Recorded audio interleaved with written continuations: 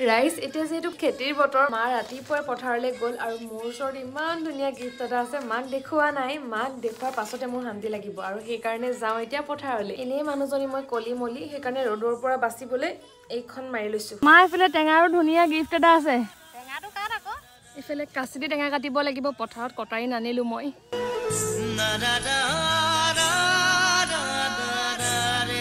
ইমান ধুনীয়া গিফ্ট এটা পালো তোমাক দেখাবলৈ লৈ আহিছো পথাৰলৈ মোলেও দিছে নিচাও ৰ'বা আকৌ খোলো আনবক্সিং হৈ আছে নে নাই হোৱা কৰিলো মই তোমাক আকৌ দেখাবলৈ আনিছো দেখা বোলো কি লাগিছে কিউট লাগিছে বোলে মোক দেখাবলৈ পথাৰলৈ লৈ আহিছে ভাল লাগিছে এপা চোৱা আকৌ এপা আৰু ধুনীয়া লাগিছে বস্তু আছে এইকেইটা এইকেইটা মোলে দিছে হয় নাই তোমালে নাই দিয়া মোক দিছে তোমাকে লাগিব নেকি কিবা এটা দিবি আকৌ মোক ইমান ধুনীয়া ধুনীয়া গোটেইখিনি বস্তু মোলৈ পঠিয়াইছে সানশ্বাইন ক্ৰিয়েটিভ নামৰ এটা পেজৰ পৰা আপোনালোকেও পেজটোৰ পৰা বহুত ধুনীয়া ধুনীয়া বস্তু অৰ্ডাৰ কৰিব পাৰিব